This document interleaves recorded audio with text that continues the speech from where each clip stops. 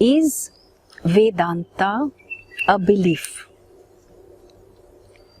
Beliefs are statements that are subject to verification. I have something in my pocket.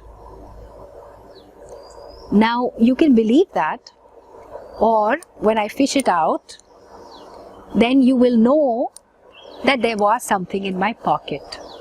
So, what initially started out as a statement needs to be verified.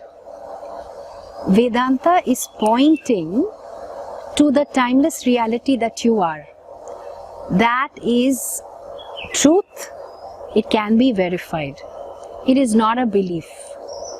And so, the beauty of Vedanta is that it is a questioning tradition. Questioning for the sake of understanding. And what is very beautiful that we see across different texts and Upanishads is that pretty much all the teaching happens through dialogue.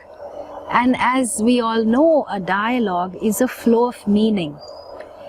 It is a flow of meaning from the teacher to the student and student to the teacher in terms of the question that the student is seeking illumination on.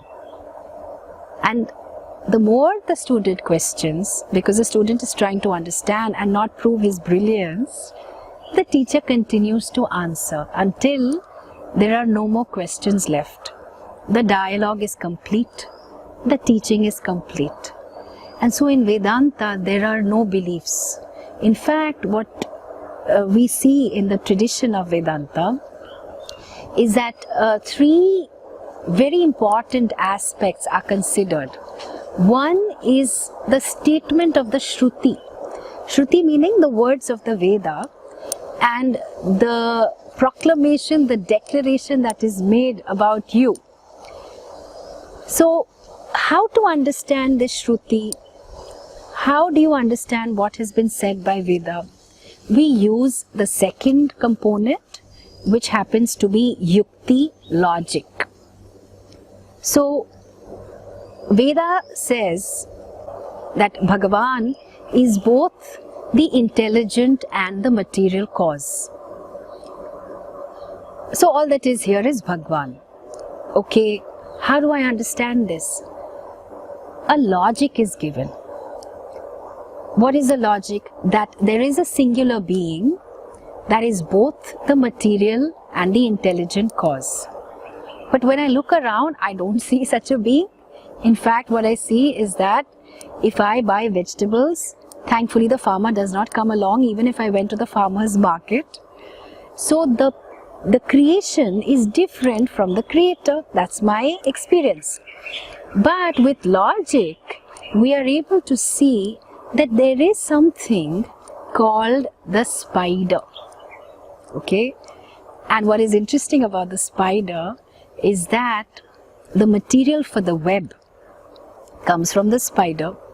The intelligence of where to construct it, in which corner of the house, so that the lady of the house does not get to that corner, the intelligence for constructing the web comes from the spider. The spider is both the intelligent and the material cause of the web, the creation. So, with the help of logic, we are able to better understand and better assimilate what has been declared by the Veda, that Bhagavan is both the intelligent and material cause. Then, the third component is required, which is anubhava. Anubhava, that which follows bhava. Bhava is to be, anu is paschat. So that which follows being, your recognition. Anubhava often is translated as experience, but we see in the tradition, anubhava is clear recognition, personal recognition. That it's true, the Veda says that God, Bhagavan, is both intelligent and material cause. I have looked at one or two examples to assimilate this. This is true for me. So now, the more I assimilate it, I am able to see that whatever I interact with, all the laws, all the principles, the plants, the trees, the animals, everything that I interact with is pervaded by Bhagwan. The material for all this has come from Bhagwan, and the intelligence of how some leaves decide to stop producing chlorophyll for whatever reason. Either they are drying up or they want to conserve energy and water, they stop producing chlorophyll, they turn yellow. So there is an intelligence about it, and that intelligence implies the conscious being, that is Bhagwan. This is my recognition. So you see how complete Vedanta is. It's definitely not a belief, as you can very well see. I have not asked you to believe in anything. It is a combination of sruti, that is the words of the Veda, logic, yukti, and anubhava, your personal recognition of the truth that is declared by the Veda. Vedanta will appeal to a thinking person, not a person who wants to go by blind beliefs. And I think you are that kind of a thinking person. I know that, Vedanta appealed to me because I rejected most beliefs. I was a rebel, and I would say, but why should I believe? Any belief that was given to me, I challenged it. And that's why I took to Vedanta so quickly, because it's not belief oriented, it is knowledge oriented. The one because of which all knowledge is evident is pointed out as you, and that's the beauty of Vedanta. So yes, Vedanta is an oral tradition which has recently been textualized, in the sense that yes, there are texts to be studied. All the texts, whether it is the Bhagavad Gita or the Upanishads, we are studying us, who we are, in the light of Vedanta. So it's very much like going on a walk at 5 a.m. It's very dark, and it's quite likely that you will mistake the trunk of a tree to be a thief. And of course you can imagine a lot of things.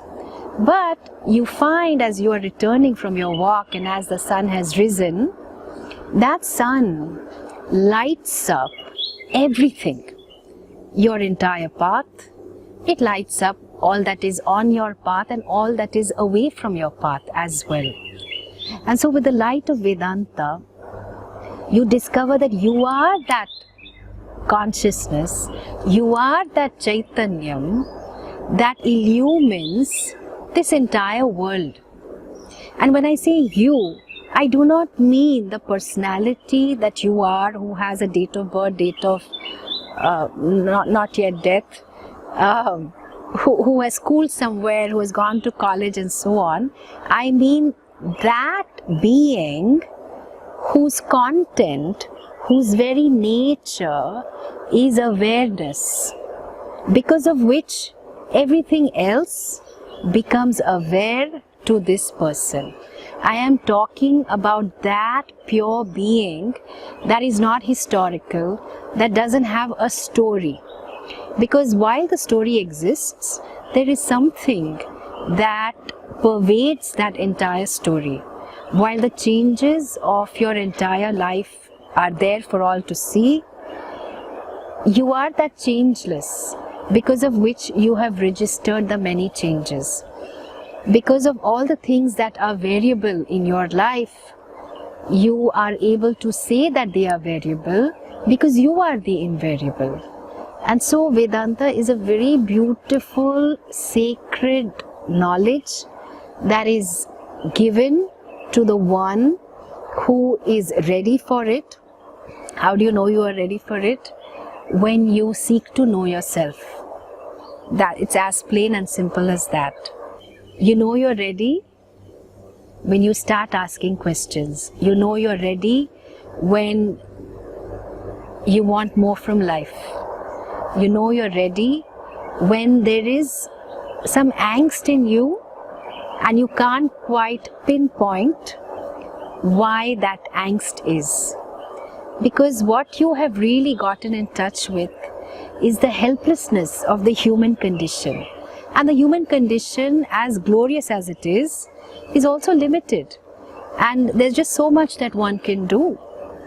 But it's very likely, in fact, it's the truth, that you are pure being having a human experience.